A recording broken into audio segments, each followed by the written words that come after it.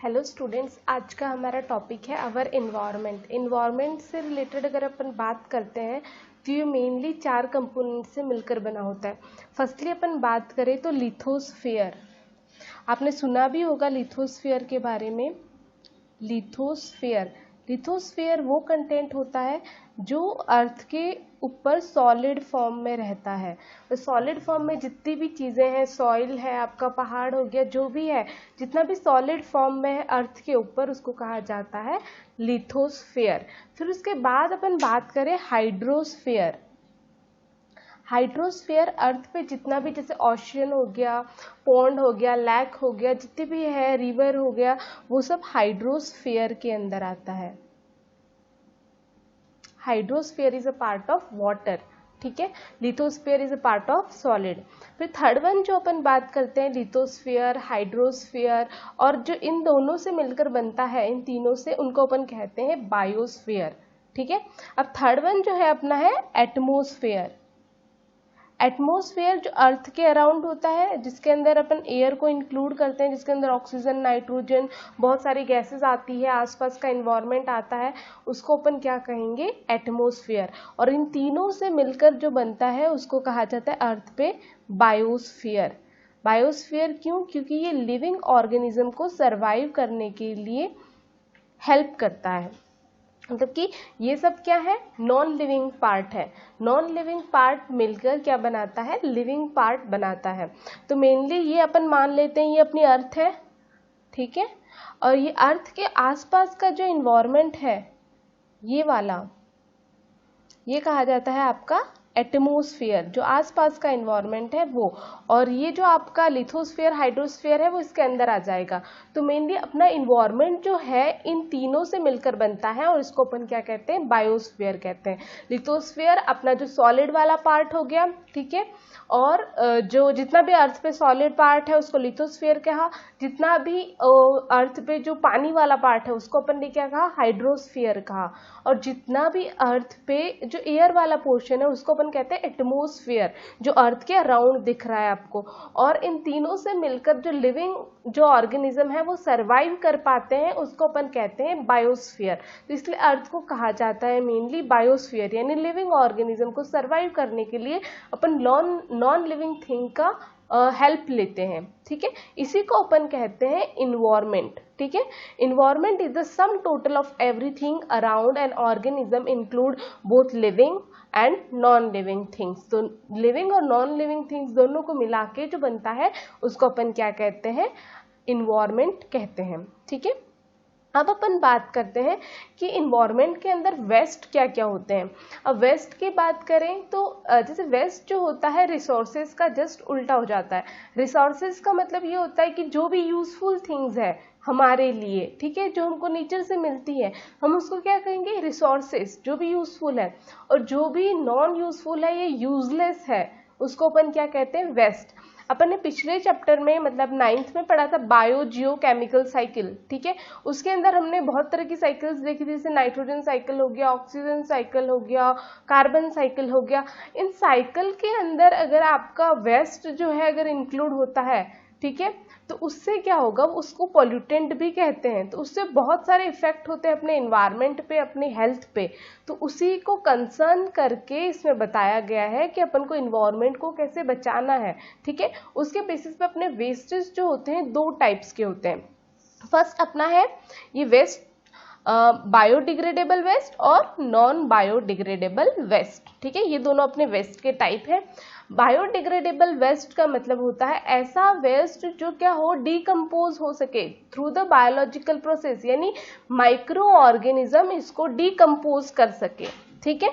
The waste which are broken down by biological process that is known as saprophytes, या फिर ऐसी कुछ चीजें जैसे काउ डंग और ये सारी जो गंदी चीजें हैं इसमें डिपेंडेंट होते हैं माइक्रो ऑर्गेनिज्म, उसको वापस इनऑर्गेनिक फॉर्म को ऑर्गेनिक फॉर्म में कन्वर्ट करने का काम करते हैं। तो इनको कहेंगे बायोडिग्रेडेबल वेस्ट, यानी कि जो इजीली क्या हो, डिकम्पोज हो सके, ऐसे वेस्ट को क्या कहेंगे, बायोडिग्रेडेबल वेस्ट। अब ऐसे वेस्ट के एग्जांपल जैसे वेजिटेबल, मतलब कि यानी आपकी सब्जी के छिलके हो गए, आपकी चाय पत्ती हो गई, इसके अलावा ऐसे घर का ऐसे नॉर्मल कचरा जो होता है, वो सारी चीजें जैसे वेस्ट पेपर हो गया, कॉटन हो गया, कपड़े हो गए, ये इजीली डिकम्पोज हो सकते हैं, तो इसको अपन क्या कहेंगे, बायोडिग्रेडेबल वेस्ट। अब अपन बात करें नॉन बायोडिग्रेडेबल वेस्ट की, तो ऐसे वेस्ट जो क्या हो सके, डिकम्पोज नहीं होते आसानी से, उनको काफी टाइम लगता है, मतलब कि या फिर उनके लिए बहुत अलग से ट्रीटमेंट देना पड़ता है, हाई टेम्परेचर प्रोवाइड करना पड़ता है, या ऐसा कुछ तरीका जिससे मतलब वो नॉर्मली नेचुरल क्या हो रहे, डिकम्पोज नहीं हो रहे माइक्रो ऑर्गेनिज्म के थ्रू, या फिर उनको बहुत ज्यादा टाइम लग रहा है, तो ऐसे को अपन क्या कहेंगे, नॉन बायोडिग्रेडेबल वेस्ट, यानी वो डिग्रेड नहीं हो पा रहे हैं। उसके एग्जाम्पल अपन देख सकते हैं, जैसे प्लास्टिक्स हो गया, पॉलीथीन हो गई, सिल्वर फॉइल्स हो गई, मेटल कैंस अपन मान सकते हैं, वो सारी चीजें, और इनकी वजह से बहुत सारा नुकसान भी हो रहा है। जैसे आप देखो, अगर ये पॉलीथीन वगैरह जो भी अपन यूज करते हैं, मेटल कैंस वगैरह, अगर ये मतलब बहुत ज्यादा ये कहीं जैसे ये जल्दी डिग्रेड नहीं होती, तो ये कहीं नाले में फंस गई, चौक हो गया वहां पे, तो ये पूरा क्या करती है, सारा बंद कर देती है सब कुछ। और उसके अलावा ये जो गाय हो गई, और ये जब पॉलीथीन खा लेती हैं तो इनकी डेथ हो जाती है। बाकी फिश जैसे जो फिश वगैरह हैं, जो पॉन्ड के जो ऑर्गेनिज्म है, वो भी अगर इसको कंज्यूम कर लेते हैं तो इनके अंदर भी पोल्यूटेंट बढ़ जाता है और वो भी मर जाते हैं। तो इस वजह से नॉन बायोडिग्रेडेबल जो है, उसकी वजह से अपन को बहुत ज्यादा एनवायरनमेंट में नुकसान हो रहा है। तो मेनली अगर अपना वेस्ट अगर अपन सही से डिकम्पोज नहीं होता है, उससे मेन हार्मफुल क्या हो सकता है, वेस्ट ऑक्यूमुलेट हो सकता है, डिप्लीशन ऑफ ओजोन लेयर और ग्लोबल वार्मिंग, ये तीनों अपन बाद में पढ़ेंगे। ये मेजर मुद्दे हैं कि अगर आपका वेस्ट बढ़ जाता है एनवायरनमेंट में आपकी लापरवाही की वजह से, तो ये सारी चीजें आपको भुगतनी पड़ सकती हैं। ठीक है, अब अपन नेक्स्ट बात करते हैं इन्वायरमेंट पोल्यूशन की। अब इन्वायरमेंट पोल्यूशन क्या होता है, जैसे अपन मानते हैं अपने एटमॉस्फेयर में नॉर्मल कंटेंट कितना होता है, जैसे नाइट्रोजन जो होती है 78% होती है, ऑक्सीजन 21% हो जाता है, बाकी कार्बन और अदर गैसेस जो होती है वो 0.1% होती है। तो ये अपना नॉर्मल नेचुरल मतलब एटमॉस्फेयर है। अगर इस एटमॉस्फेयर के अंदर कोई कंपाउंड कम या कोई ज्यादा हो जाता है कंपोनेंट, तो उस वजह से पोल्यूशन होता है, यानी कि नॉर्मल कंटेंट नहीं है नेचर का, नेचर के अंदर कुछ बढ़ गया है या फिर कुछ कम हो गया है, तो उसको अपन कहेंगे environment pollution. Environment pollution is an undesirable change, यानी कि कुछ ऐसा चेंज, यानी नॉर्मल कंटेंट से कुछ ऐसा चेंज जो फिजिकल भी हो सकता है, केमिकल भी हो सकता है, बायोलॉजिकल भी हो सकता है, कुछ भी हो सकता है। तो मतलब नेचुरल इन्वायरमेंट के अलावा अगर कुछ चेंज आता है जो अनडिजायरेबल है, यानी जिसकी जरूरत नहीं है, उसको अपन कहेंगे पोल्यूशन। ठीक है, अब जो पोल्यूशन कोज करते हैं ऐसी चीजों को अपन क्या कहते हैं, पोल्यूटेंट। ठीक है, अब अपन बात करते हैं अपने इकोसिस्टम के बारे में। इकोसिस्टम क्या है, अपने आसपास का इन्वायरमेंट है। अब ये कैसे हो सकता है, अब मैं आपको एग्जाम्पल के तौर पे बताऊं, तो जैसे एग्जाम्पल अपन ले लेते हैं, गार्डन हो गया, और इसके अलावा अपन बात करें गार्डन के अलावा तो हो सकता है एक्वेरियम। एक्वेरियम भी इकोसिस्टम का एग्जाम्पल है। इसके अलावा हो सकता है फॉरेस्ट ले सकते हो, forest is also example of ecosystem.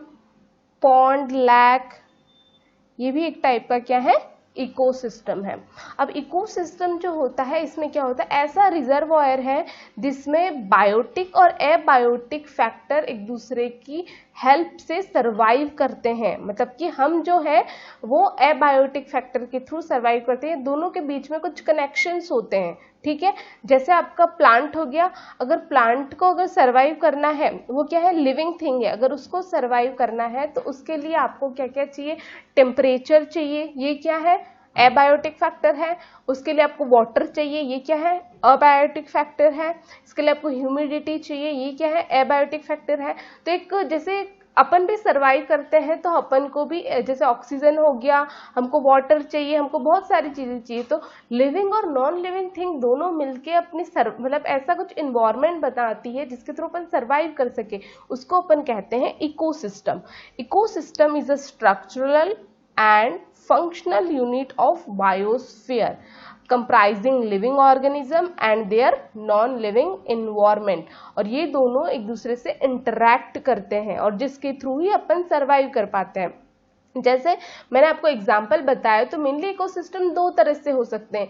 एक आपका नेचुरल इकोसिस्टम होता है, जैसे आपका फॉरेस्ट एक नेचुरल इकोसिस्टम है, आपका पॉन्ड नेचुरल इकोसिस्टम है। दूसरा आपका हो सकता है मैन मेड इकोसिस्टम या आर्टिफिशियल इकोसिस्टम, जिसको हम लोग बनाते हैं, जैसे गार्डन हो गया, एक्वेरियम हो गया, ये सारा क्या हो गया, मैन मेड। मतलब मेनली इकोसिस्टम कितने टाइप के हो गए, दो हो गए, मतलब कि एक आपका नेचुरल, एक आपका मैन मेड हो गया। ठीक है, अब इसमें बायोटिक कंपोनेंट्स में हम लोग आएंगे, जैसे लिविंग ऑर्गेनिज्म से इसमें चींटी आ सकती है, सारी जो भी लिविंग थिंग्स है वो सारी किसके अंदर आती है, बायोटिक के अंदर आती है। एबायोटिक के अंदर से फिजिकल फैक्टर्स हो गए, टेम्परेचर हो गया, रेनफॉल हो गया, वाइंड हो गया, सॉइल हो गया, मिनरल्स हो गए, ये सारे किसके अंदर आते हैं, एबायोटिक फैक्टर के अंदर। तो एबायोटिक और बायोटिक दोनों फैक्टर मिलके इकोसिस्टम को बनाते हैं। ठीक है, अब अपन नेक्स्ट बात करें तो ये जो इकोसिस्टम है इसके अंदर बहुत सारी कैटेगरीज होती हैं। ठीक है, अब सबसे पहले अपन बात करें तो प्रोड्यूसर।